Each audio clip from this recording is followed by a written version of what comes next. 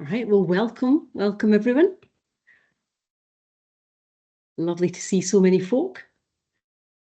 Welcome back for our first webinar after the summer break. Just letting people get in the room. A few moments for folk to arrive. So today's webinar is on the power of storytelling and how we can influence through narrative. And we're going to be interactive today, so you can learn and try some techniques to get you started. I'm Alison Gray, I'm going to be your host today. But while we're waiting for everyone to join, could you please, in the chat box, just share with us. Now, normally we'd start with what can you see? But today I'd love to hear, as soon as we're talking stories, I'd love to hear what stories you remember from your childhood. What was your favourite book or favourite story as a child? Is there one that sticks with you? Jot in the chat box.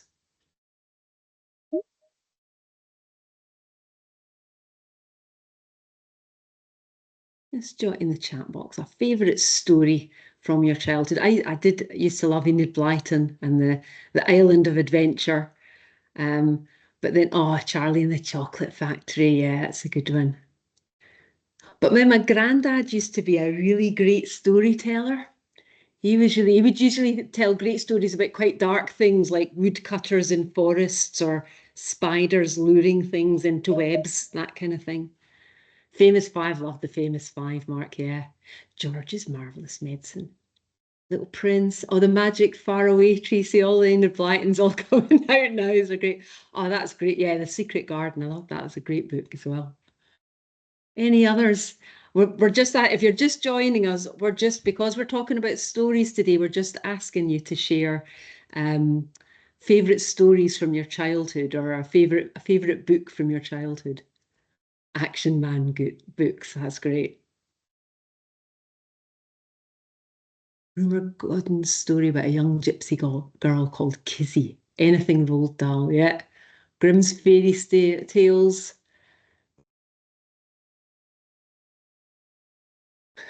That's a good one. Beatrix Potter, Charlotte Webb, Astrid Lindgren. I don't know that one. That sounds great. Fab. It's nice. It's nice. I was when I was thinking of this question, it was casting me back. It's really nice thinking about those old stories. All right, well, welcome everyone. I think it's all systems go now in universities. It's always love when things start to ramp back up again in September as the term begins. And our plan today is to provide you with some useful tools and inspiration that you can use in your day-to-day work. And yes, this is a webinar, but if you've ever done anything with us before at Skillfluence, you know that we really value interactivity. I'm already getting drawn into all the Grimm's fairy tales and Pippi Longstocking over here. So I'm really keen to get you involved by sharing your experience and knowledge in the chat box as we go through today. So please do use the chat box to ask questions of me or our trainer today. So I think we've gathered a little bit of pace now. We've got most of us here now. So could you just drop into the chat box just to say hello? What's your job or your role, and what university or organisation are you from? I'm just really interested to get a sense of the breadth of people represented here.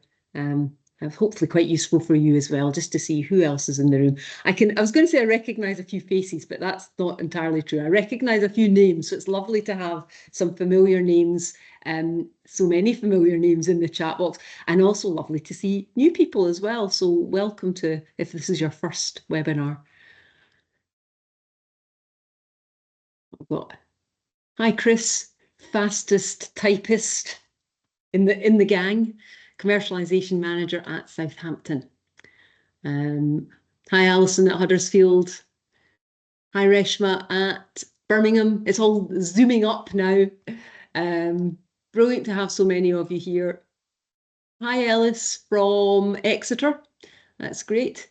We did notice that there was it's kind of interesting mix of people coming today. So normally we focus these webinars on the context of professional services staff. So it's really great to see so many of you. But it's also lovely to have some postdocs and PhD students and researchers here as well. I think the topic of the webinar is absolutely relevant to everyone, and the learning is going to be very transferable, whoever you are. So welcome everyone. Lovely to have so many of you here today. Today's webinar is all about the power of storytelling and how we can influence through narrative. And we're really delighted to have you here today to hear from our wonderful trainer, Marie.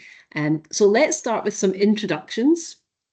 Just introduce myself first. I'm Alison Gray. I'm the founder and director of Skillfluence, and my background is in program design and collaboration and commercialization. And I spend a lot of my time speaking with universities and other research institutions to understand the challenges that they have around things like commercialization, communication, and collaboration. And I will hand over to Marie to introduce herself.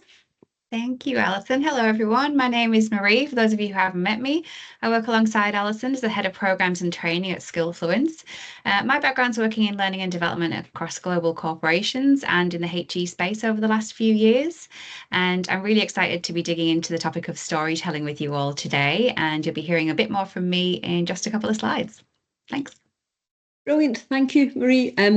So just a little bit about Skillfluence. I started at Skillfluence about 10 years ago. It was our birthday in August, just there. So happy birthday to us. And yes, we did have cake, quite a bit of cake, actually.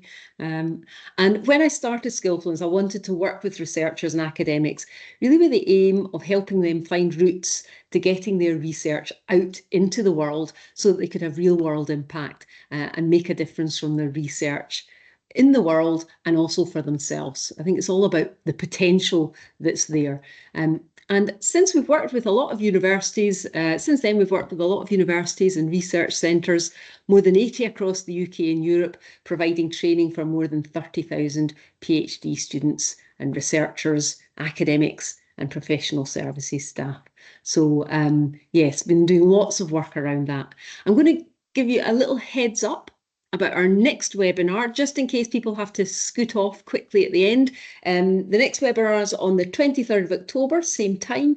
And we do this just now, just in case you have to hop off quickly at the end. So hopefully we can share the link with you in the chat box just now. And I'll tell you more about this one at the end of the session today. But today's webinar is focused on the power of storytelling and how we can influence through narrative. So with that in mind, I'm delighted to hand you over to our guest trainer for today, Marie Ranson. She's not only an expert trainer, but she's also an amazing training designer as well, who's developed many of our programs. So Marie, over to you. Thank you so much for that kind introduction. All right, a little bit ahead of time as well. Got more time with everybody. Lovely. So lovely to be with you all here today and excited to dig into the topic of storytelling. So everything that we're going to be covering today is taken thematically, and certainly some of the concepts from the storytelling training that we do offer here at Skillfluence. But a lot of it is so transferable in a variety of contexts. So we're going to talk about how to make storytelling work for you today. So here's what we're going to be doing. We're going to be covering some key components. The first thing we're going to be looking at is defining our audience. That's where we start with storytelling. We look at who we're trying to communicate with and what they care about. Then we're going to be looking at the outcomes and how you can craft your narratives to gain and create the outcomes that you want to through your communication, and looking at where storytelling can work in a variety of contexts in terms of online and emails and meetings. And then we're going to be creating some stories together by looking at stories that stick. So looking at some narrative structures that you can work with. And we're going to work with a really simple one today so that every single person on the call can leave with a storytelling structure that they can apply into the storytelling activities that they would like to do. So this is going to be interactive. There are no breakout rooms, to give you a heads up. That could be good or bad, depending on how you feel about those. But there's going to be a lot of interaction in the chat. This is not Marie TV. This is going to be, we are playing along together. So if that sounds okay, can you give me a yes in the chat? Let me know that you're still awake and you're ready to contribute. I'm going to be asking you for some of your thoughts and feedback when it comes to storytelling. So keep that coming in the chat. Okay, fantastic. Thank you for answering that, Danielle. All right. So the first thing I want to ask you, and the first place you can first question to find the chat is, what does the word storytelling make you think of? Let me know in the chat. What does the word storytelling make you think of?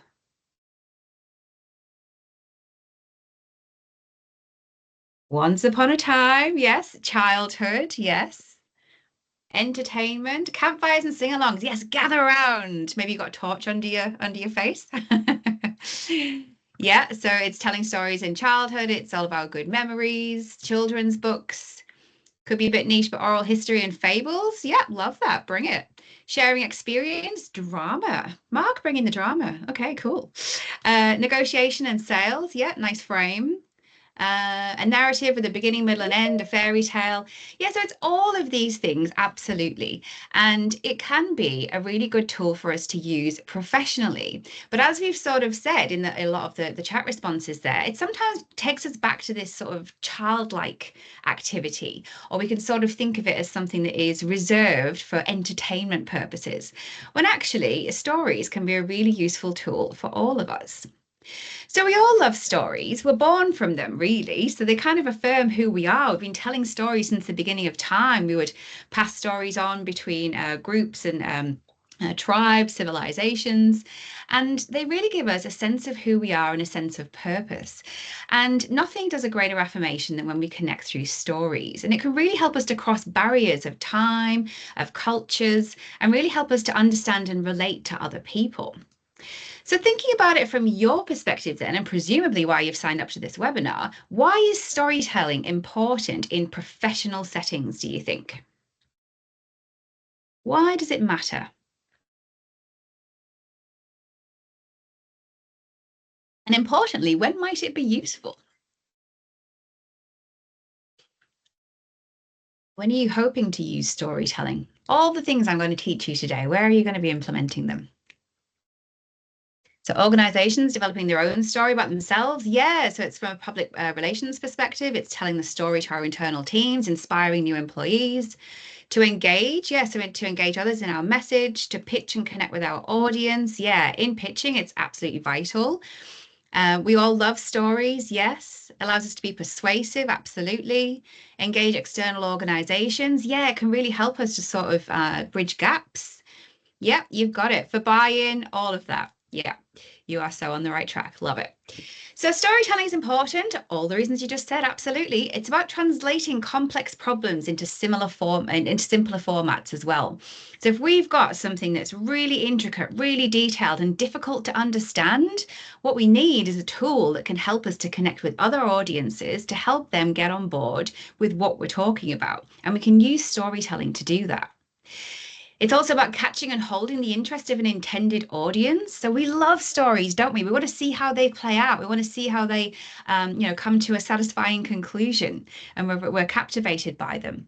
And it can really help people to remember the information that we share with them. Now, this point is really crucial because if we want people to take action, if we want people to do something, if we want them to remember what we said or why it matters, storytelling can really help us to do that. So you can think of it as a tool to connect or a bridge. So the story originators, and that's everybody on this call or anyone that wants to create a story. So I'm imagining today in the room, we've got researchers, academics, professional services, maybe communications teams, and everything in between. And then thinking about the people that we want to influence, well, maybe we are trying to tell a story to help someone in a leadership position care, someone in a position of authority, helping them to understand what it's like from perspectives around the organization. Maybe it's a funder we're trying to convince or an industry partner, or maybe we're trying to get our research out into policy or into the public space. So we're thinking about the storytelling today as a tool to connect. It's something that you can have in your kit bag as a communication tool. And instead of writing down everything that you want to say, the first place that you need to start is with the audience. So, of course, when you're crafting stories and narratives about your projects or something that you want to communicate, you're going to have a variety of versions of that story, depending on the audience that you're trying to connect with. So when we start thinking about the audience, we're asking a key question, and that is, who are they and how can you make them care? By connecting with what do they care about? So here is a really important mindset shift for you. Storytelling is actually not about you. Sometimes we can feel like we are performing, that we have to, grab them with an exciting incident. We've got to hold attention. We've got to excite people. And while some of that might be true in a variety of contexts, it's actually not about you. It's about thinking about the person or people or groups that you're trying to connect with. So we think first about the audience needs. Okay, where are they at? Are they feeling good about the topic I want to speak about? Are they interested in it? Do I have to think about, what their goals and aspirations are at this time? What are the considerations that we need to make for them? And we think about tailoring and emphasizing various points of our story depending on the audience that we're going to be connecting with. So, question for you. What kind of audiences would you like to better connect with? Let me know in the chat. How are you planning on using storytelling? What kind of audiences would you like to better connect with? Senior management, yeah. Getting some buy-in for some initiatives, some programs, or helping to move things forward in the organization. Engaging external organizations, yes. Introducing themes, our PGRs, yeah. So sometimes it's convincing them, convincing others around, or people that we manage or that we lead, our heads of research, policymakers, yeah. All of these things. Keep it coming in the chat. What kind of audiences would you like to better engage with, and how might you use storytelling? Couple of ideas for you. So if I'm a researcher, I'm probably going to be trying to connect with the public, depending on my area. Might be policymakers, schools. I might be thinking about connecting with external organizations. So what is my professional brand? I can start to think about using storytelling on social. Maybe I'm trying to connect with industry partners, whether I'm a researcher or in business development in a university setting. So how can I use storytelling to engage people in my work, what I have to offer, and how we can create a win-win for us? Maybe we're speaking with investors. Maybe we are trying to communicate to other teams around our organization. And when it comes to more broadly, if we think about professional services teams and faculty staff that might be on this call, and you've already mentioned a couple of these in the chat, it could be about speaking to teams around the organization, senior leaders, a couple of you have mentioned. What about family as well, right? So we can think about using storytelling to engage our kids and get them to understand where we're coming from. Or it could be about, creating stories to connect all of us. Maybe we are trying to connect with researchers, as some of you have said, or how about using storytelling as an interview tool? So obviously we're all working in a very fast changing sector right now, and it's good for us to be able to have the tools that we need in order to further our careers, no matter what that might look like. And storytelling is a great thing for you to take, whether we're interviewing for a place, a role, a project, whatever that might look like. And I've got some examples for you a bit later in this training. So I want you to think about this. So the audiences that you have identified in the chat, or maybe you've got an audience in your mind, I want you to have a little think about this now.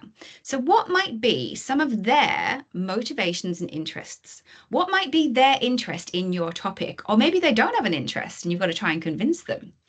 What questions or concerns might they have? Or what kind of level of expertise do they have? We've got an activity coming up in just a second. So the goal is to seek to first to understand and then to be understood. A little quote from Stephen Covey from the 7 Habits of Highly Effective People. And this is about us leading with the audience first. So I want you to think about your audience. So in the chat, think about an audience that you'd like to connect with, and you don't have to name it, because maybe you've got some colleagues on this call and you can kind of answer these a bit more honestly. I want you to name one thing that your audience cares about that you can weave into your story. So think about their motivations, challenges, and goals. What have you got for me? Let me know in the chat. Think about your audience and tell me one thing that they care about. Or maybe their concerns, maybe their goals. Where are they striving towards? Why should they listen to you? How can you help them? So people care about saving money, and lots of it. Yeah. Care about impact, yes. Career development, for sure. Bringing in more income. Yeah, we've all got a lot of pressures at the minute, haven't we? And so, securing more income and ensuring funding, absolutely. Anna, I'm not clear about what my audience cares about, so clearly I need to find this out. This may or may not be the same as officially stated goals. Thanks for bringing that into the chat, Anna. So when we think about our audience, we can start with our assumptions. Let's start with everything that we think we know, and then we can go and do a bit of digging and try and figure out a little bit more about them and get yourself more prepared before you go and tell your story. Workload management, reducing stress, visibility, their research, yes. Successful and efficient innovation and change, absolutely. Okay, cool. You're on the right track. Yes, we start by thinking about what do they care about? And once we know that, we can start to craft a narrative that's going to land.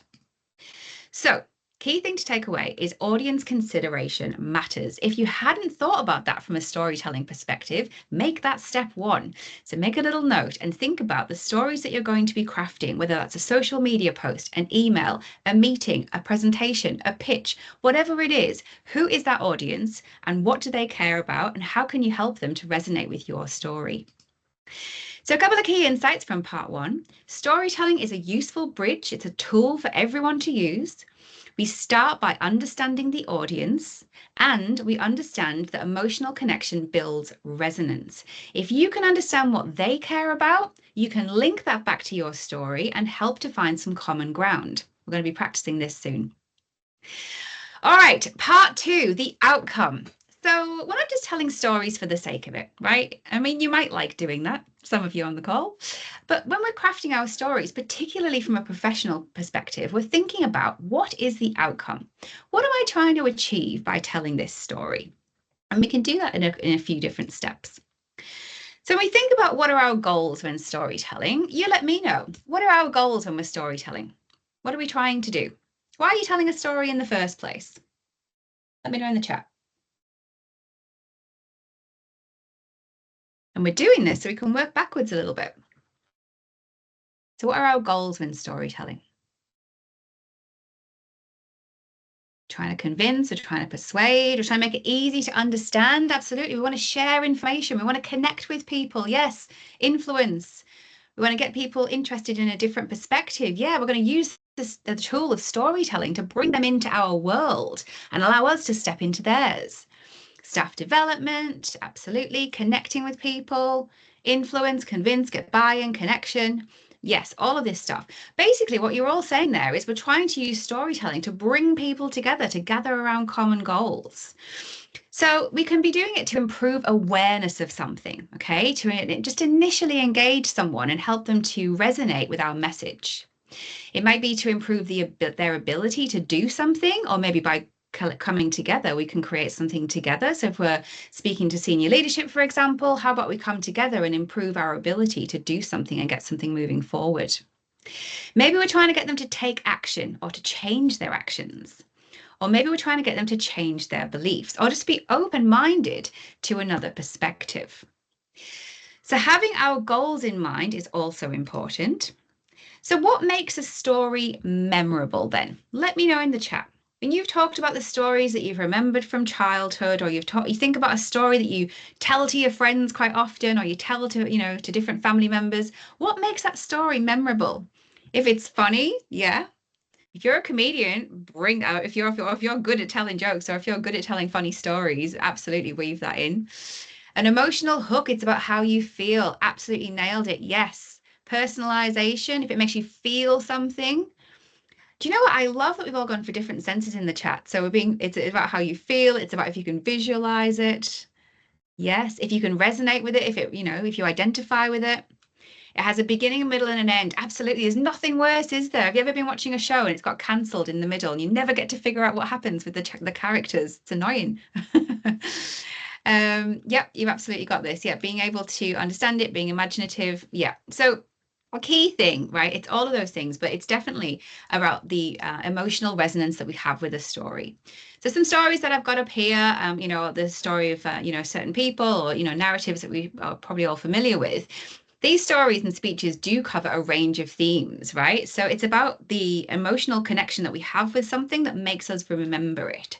Okay, so the common themes without all of these are that they are resonant, that they are emotional, they are relatable, and they inspire action. Now, that's not to say that if you're going to walk into a senior leadership meeting and you're going to try and convince someone that you've got to make them feel your plight, but you do have to help them to feel inspired, help them to feel like mobilized, help them to feel like they want to, help them to feel confident in your ability to deliver something, for example. So think about, what are you trying to get them to feel is a really important part of this, okay? So before I teach you a model on how to do that, what might stop a story connecting with its intended audience, do you think? What's going to stop a story? So if I just asked you to write a story without any kind of framework or anything like that, what's going to stop a story connecting with its intended audience? Yeah, too long. You've ever been talking to someone and you're just asking them to get to the point? Too complicated, absolutely. Way too many steps. You've lost me. Jargon, yeah, and don't come at me with your acronyms. Yep. The narrative's not clear. It's too generic. Absolutely. I don't even know why I should be listening to you. You haven't helped me to understand that. Yes. So the emotions that you are evoking or you're intending to really do matter. So I want you to think about that. And just to give you a really quick and easy example, if we think about climate change stories that are around and in the news everywhere, as they should be. If we think about the stories that work and that inspire change, they are usually on the right-hand side of this, right? They're usually about what we can all do together, how we can come together, that there is hope, that there is possibility, that we can actually do something about this. The stories that people click out of, or that they move away from, or that they don't feel like sharing, are generally centered around the more negative emotions. So it could be fear, shame, guilt. So we can always get people to take action by helping them to feel more positive and help them to resonate strongly and nicely with your story. So I want you to think about that when we move on to the tool. Little quote for you, and you've probably heard this before from Maya Angelou. I've learned that people will forget what you said. People will forget what you did, but people will never forget how you made them feel. And that's a nice little segue into this tool that I want to share with you now. So part one, we've thought about the audience. And then we've started to think about what we want them to, how we want them to feel.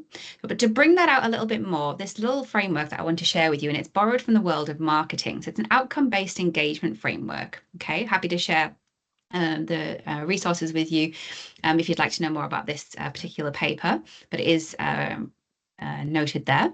So what you want to think and what we can learn from the world of marketing is thinking about when we're crafting our message, we've got everything we know about the audience so far, brilliant, but there are four main things that you want to ask yourself. What do you want them to know? What do you want them to think? How do you want them to feel? And what do you want them to do? Now, if you have these ingredients, you can start to create a story that lands with your audience, because they know where they're at. They're like, I know what you're trying to tell me.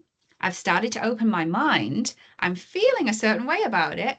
And then I can understand what you want me to do with this information.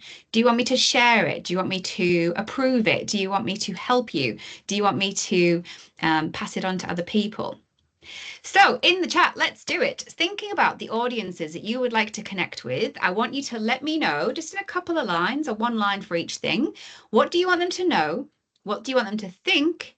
How do you want them to feel? And what do you want them to do? And if you don't know that yet, thinking about some of the audiences that you want to connect with, maybe just answer a couple of these points. What do you want them to know? How do you want them to feel? And you can start to build this out after the session because you'll have this framework. So what do you want them to know, think, feel, and do? Have a little go at it.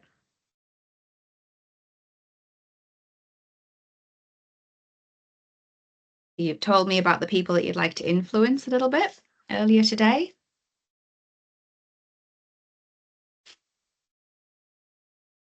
We want them to feel inspired to take action. Absolutely. So in order to do that, we're going to try and think about how we can relate to them. Absolutely.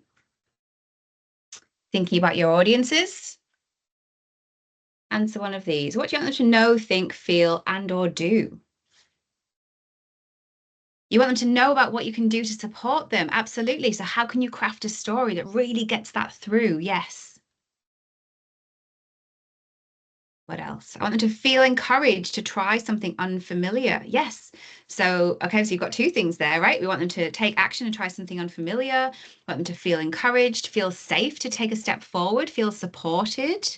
Yeah. I want them to engage with us and our academics to make a difference or a strategic change? Yeah. So if we know what we're trying to get them to do, then we can use these other component parts to lead them there. So it's key information that you need to know. This is how I want you to think about it. This is what I'm hoping that you'll feel about it. And importantly, what I want you to do. Yes.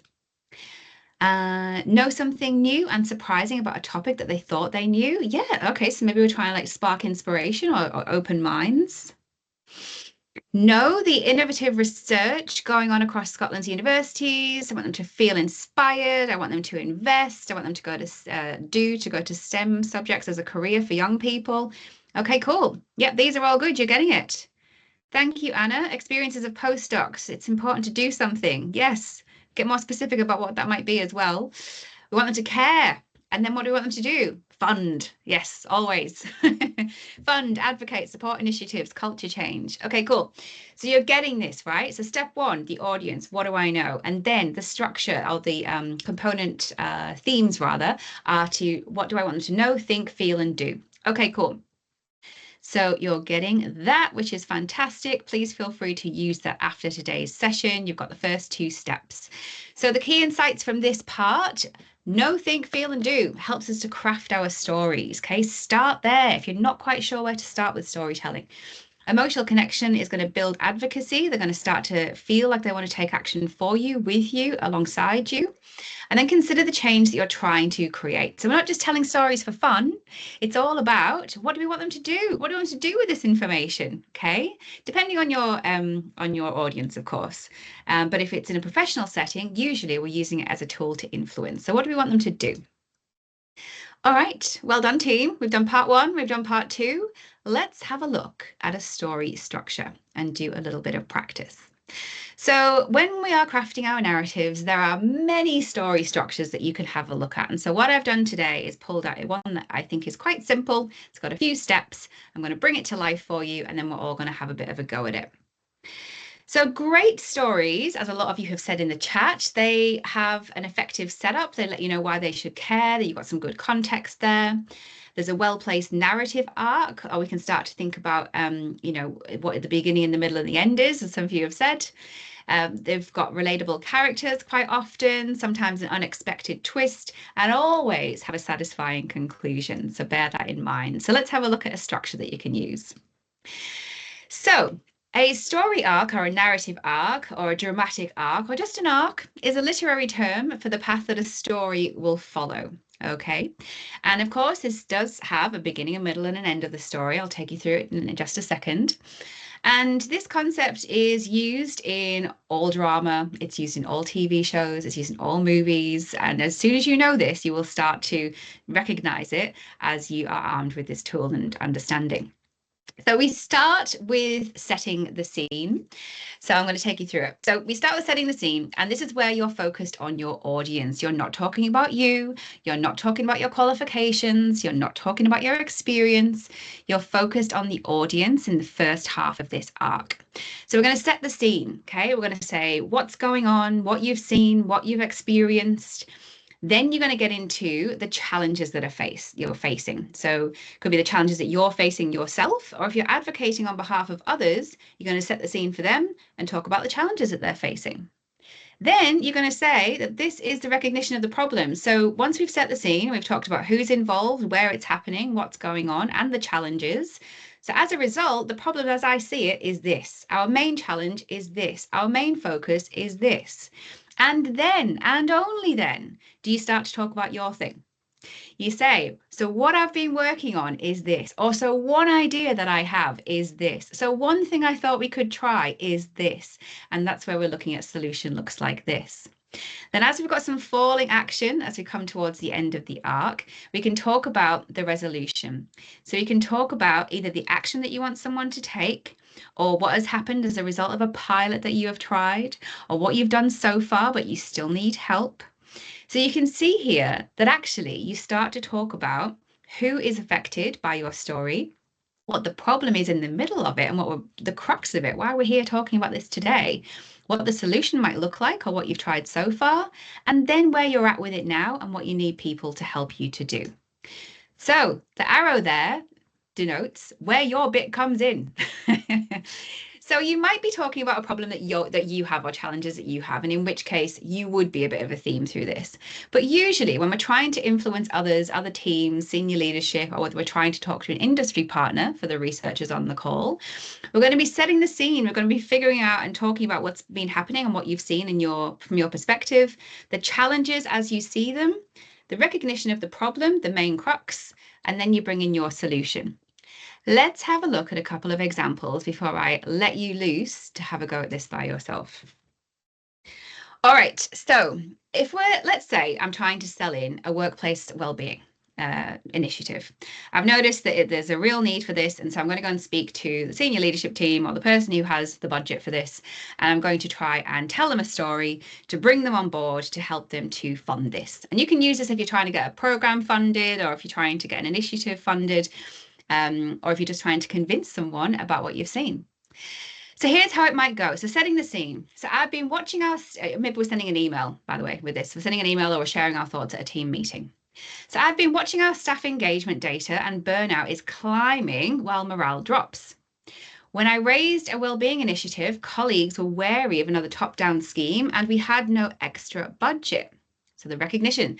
I recognized that if we did nothing, we'd continue losing good people and struggle to recruit. So what did I do? The solution. So I piloted something simple: monthly peer support breakfasts and a 15-minute mindfulness slot. No extra funding, just a smarter use of time. Resolution. 6 months later, engagement scores are higher, and now staff run many sessions themselves. And with your support, I'd like to replicate this across other faculties to build stronger, healthier workplace. Okay, so you can see how I've used the steps there. Let's have a look at another example. Let's say you're going for a job interview. Now, if you've ever used the STAR examples, you can kind of see how it kind of follows a similar structure, but you can use storytelling in this way to bring it to life as well.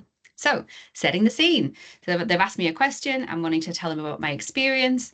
So 2 years ago, our faculty faced falling postgrad applications. We had no budget for big marketing and limited understanding of why students were choosing competitors.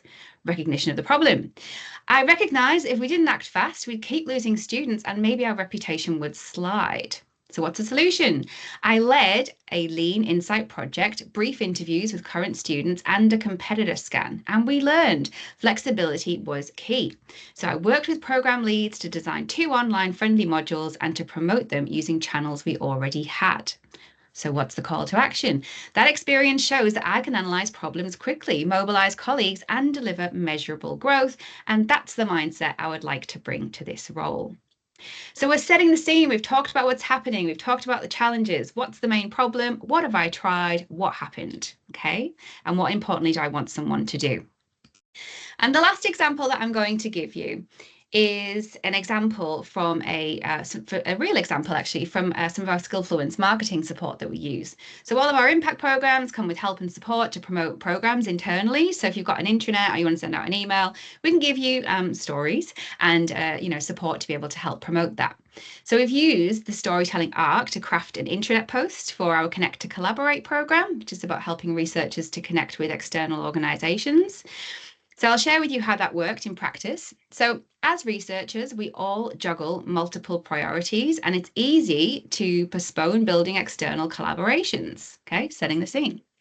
So finding the right industry contact can feel unclear and time consuming, even when you know partnership is critical for funding bids on knowledge transfer partnerships. They're the challenges. And that gap can really slow progress and limit the impact of great ideas. Connect to Collaborate is designed to change that. So over 6 weeks, you will meet potential partners, test ideas, and work with experienced facilitators to map out projects. And by the end, you will have contacts that you can name in a funding application and a concrete plan for collaboration. Participants from the last cohort have already secured co-funded projects and KTP opportunities. So if you're ready to move from interest to action on industry engagement, secure your place today and start shaping the partnerships that will power your next grant or spin-out. So that's the kind of story that you can use to promote a program. I know a couple of you in the chat have said that. And so this is the kind of thing that we can use storytelling for, to convince someone that a course is great, to convince senior leadership of an initiative that we want to push through, or even for yourself when it comes to a bit of self-promotion. So over to you. I want you to start thinking about your 2-minute storytelling, 2-minute storytelling structure. So you're going to start by setting the scene, just a line, talk about a challenge that's currently being faced, the problem as you see it, so the core issue and who it affects, the solution, so what do you have, and the resolution, what do you want someone to do and where are you at with it currently? I'm going to put another example up on the screen here, which is about my storytelling training today. So I've done this activity and I would like you to give this a go in the chat now. I'll give you a couple of minutes. Maybe it's more useful actually to put the structure up there. So give you a couple of minutes and I want you to put a couple of lines. So think about a story that you would like to communicate to an audience that you've identified. And then think about just what might be some of the component parts of that. I'm going to give you a couple of minutes in the chat, see how you get on.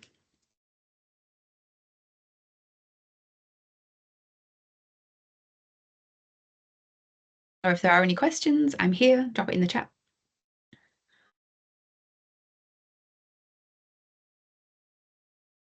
Skillfluence staff that are on, if you want to give it a go, feel free.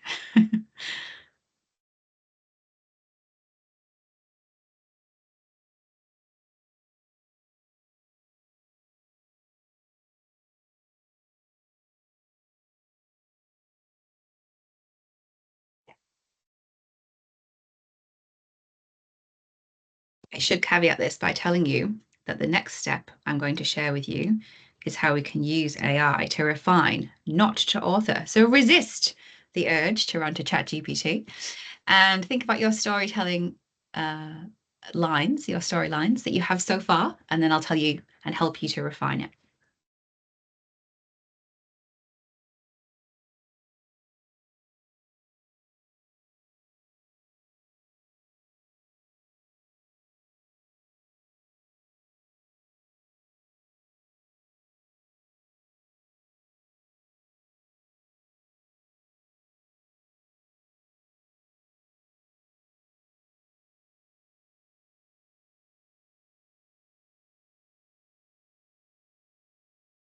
Remember, this is our first draft. Just get a line or two in each of the 5 steps.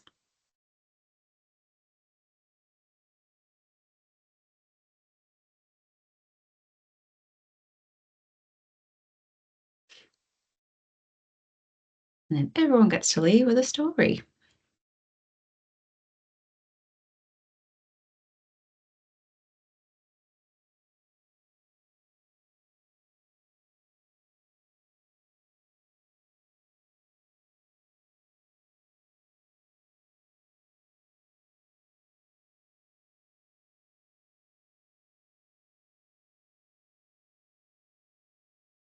Just a bullet point or 2 if you can type really fast.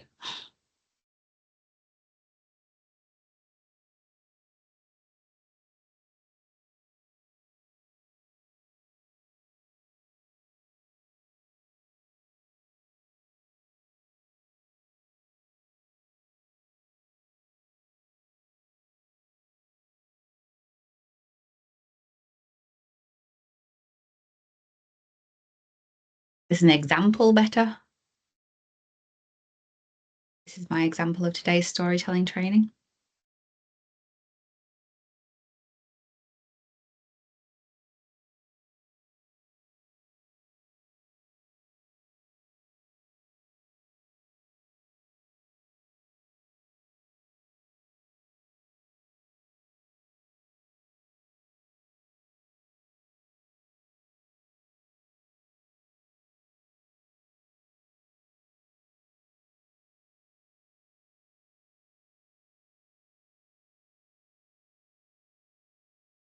Another couple of minutes. I'd love to be able to read some out. Drop them in the chat.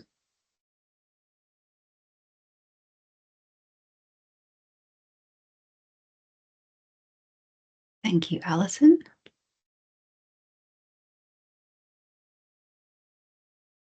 I'll read someone's time's up. Another 2 minutes. Drop in the chat what you've got so far.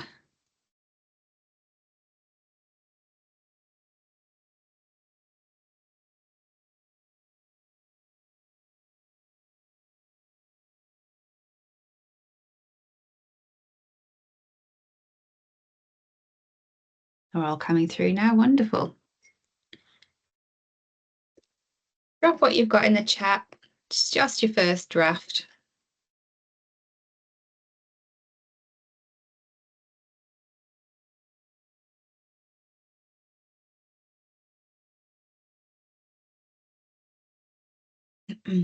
We're doing well for time, actually, so I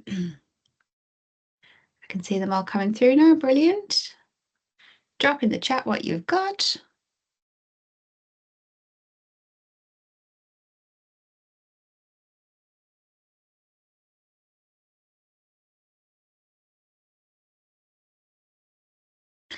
I love that, Katrin. At the end, you could also add a bit of a call to action. So, so what I would love is any connections, to fund this, or I'd love your support to fund this, or depending on who we're speaking to, of course. But the crux of that is great.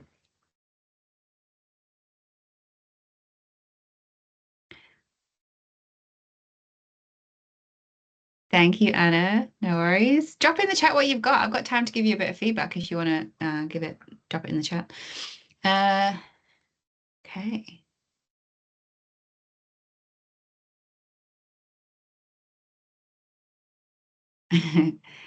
Yet to be confirmed for Jay Cherie Johnson.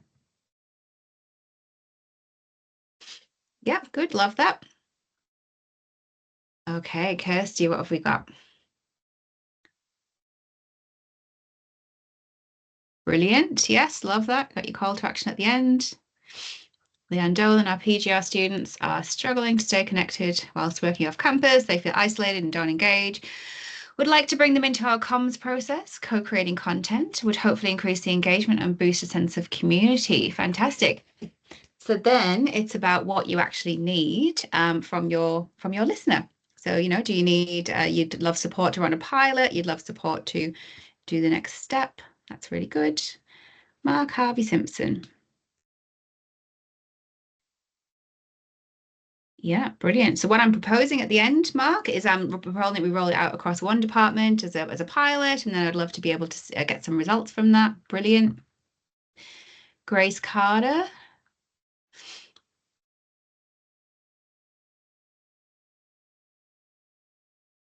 Yeah, fantastic. You really outlined the problem really well there. Yeah, you need an ask at the end there, depending on your audience. But that's a really good good story. Good story there. Kate. Yeah, fantastic. We're looking at mindset shifts for researchers. I'd love your support to co-create intersectoral events. Brilliant. Love it. Anna, support to run a pilot is your call to action. Love it. Alison Monkhouse.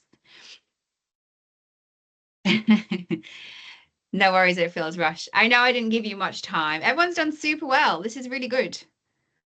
Thank you so much. You can't share what you've written, but it's been super helpful. Yeah, no worries, no worries. I understand that this is just like, the first draft. So whatever you've got and wherever it is, let's say it's in a note or in a Word doc or wherever it might be, we're aiming for around about 180 to 200 words. We're not really looking for war and peace. And you're going to use that kind of small, sort of small story, because we want to be able to tell a story in 2 minutes. And the more that we practice telling our story, the more easily we can adapt it to different audiences, and the more easily we can use it when we are trying to convince, persuade, or encourage people to come on board with us. So you can use it on social, you can use it in an email, you can use it in a presentation, or indeed at a networking event. Or if you're ever given the chance to present, you can also use it for that purpose too. So I promised you AI-powered refinement. So if you haven't already used AI for your story, you can put in what you've got so far. You can paste in the structure that we've talked about, so having a narrative arc, and you can ask to tighten it to 180 words, keep your voice, strengthen the turning point. Everyone loves the turning point, right? And ensure a strong call to action. So you can use ChatGPT or whatever your favorite LLM is and just get some refined stories going through there. And then you need to practice verbalizing it. Okay, so we're not going to do that today. That's something that you need to start thinking about. So once you've got your audience, once you've got know, think, feel, and do, and once you've got your narrative, you can start practicing it out loud so that you feel more confident when you're delivering this story. And you can start to, tweak and refine and see where else you'd be able to add, some more opportunities for resonance. So the narrative structure that we've worked on, there are so many structures that you can use for storytelling, but I find that works quite well. We start with who it's about. We start with the challenges that we see, the problem that we're trying to solve, what I'm trying to do about it, and where I've got to so far, but I need your help. I need your support. I would love to get you on board, right? But it enables us to communicate our vision and mission clearly and keeps you on track when you are sharing your work. So you're not going to get lost in all your facts and figures. You're not going to get lost in too much detail. You're going to make sure you start with it being all about your audience, help them to care, to resonate, to emotively connect, then share your ideas and what you're trying to do. Creates meaning and impact for the listener and is a really effective way for us to communicate with others. So, summary. We've made it, team. Good job. So we've looked at defining our audience. Who are they and how can you make them care? Start there. Part 2, consider outcomes. Where are you leading your audience? Know, think, feel, and do. And then part 3, stories that stick. So having a narrative arc or a story structure that you can follow is going to help you to tell that story and to stay on track. So, final question for you. I would love to know, what is one thing you've picked up from today's session? Let me know in the chat. We've covered a lot of ground today in a matter of 40 minutes. I'm super impressed with everyone's interaction. So let me know in the chat, what's one thing you've picked up or something that stood out or something that you're going to work on? Let me know in the chat. I would love to hear. Considering the audience first. Thank you, Kirsty. A lot of people say that because often we're just so focused on performing, aren't we? The storytelling arc, thinking audience first, the framework, know, think, feel, and do. Absolutely. Having those key components is so useful. How to structure the narrative is super helpful. You're so welcome. Yeah, the arc's good. Know, think, feel, and do, including the ask. Yeah. I mean, if we are telling a story to entertain, that's different. Okay. We just have a satisfying ending and that's fine. But usually professionally, we're using storytelling to connect with others and help them to come on our journey. So having the call to action is good. Framework's good, having the short stories good. Okay, brilliant. Love it. All right. So are there any questions that I can answer? We've got a couple, like 1 or 2 minutes. If there are any questions on storytelling, you can drop them into the chat. And whilst you're doing that, I need to let you know as well that if you liked what we've covered today, this is taken in part directly from our training for researchers on storytelling. So if it's been useful for you and if you'd like to know more about it, please feel free to email me, marie.ranson@skillfluence.co.uk. Happy to share a bit more about that. And you'd like to share it with a colleague, we'll be able to do that with the recording. The recording will be on our webinar site, so you'll be able to share that after the training. Thank you for your question. Will the slides be shared? Unfortunately not, but happy to have more of a chat with you about the training. That's not a problem. It's been really useful, Grace. Love it. Brilliant. All right, well, with that, Alison, if you're here and ready, I'm ready to hand back to you. I'm here. Oh, thanks, Marie. I feel slightly out of breath. I mean, that was so turbocharged. That was amazing. I loved it. Absolutely brilliant. I cannot believe how much you covered in such a short space of time. It was so valuable, and I really loved the speed of the chat as well, all the stuff coming through. So that was really fantastic. Very well done. Thank you, Marie. Let me just tell everyone a little bit about our next webinar. We try and do something a wee bit different each time. So the next one, we've got a really interesting discussion planned with a panel of professional services staff from different universities. And when I talk about professional services, it's a bit catch-all sounding, isn't it? But it really can cover such a wide range of roles. So that could be anyone involved in research or development, tech transfer officers, hub and program managers, if you've got a CDT or a DTP or a DTC, all the doctoral training, knowledge exchange and impact, HR and organisational development, KTP officers, commercialisation teams, folk involved in business development or industry engagement, but also researchers, academics and PIs who've also got a role in professional development. So it's really something that can be super useful for all of you. And we really think that sometimes a traditional training model have professional services staff on the sidelines, but for some of our programs around knowledge exchange, we've seen really big benefits in having them much more involved. Benefits for the institution, for the researcher, and for the professional services staff as well. So please do come along to find out what I mean by that and hear from professional services staff who've taken part, and you can learn from their experience of it all. And I think we should have, yeah, there we go. Fiona's straight in there. She's shared the link in the chat box. If you can't attend, but you want to learn more, you can sign up for it and we do send the recording after. Although it's always lovely to have people on the day, just as we've had today. And it really has been fabulous. So a big thank you to Marie. That was a fantastic taster session. Lots of takeaways and food for thought.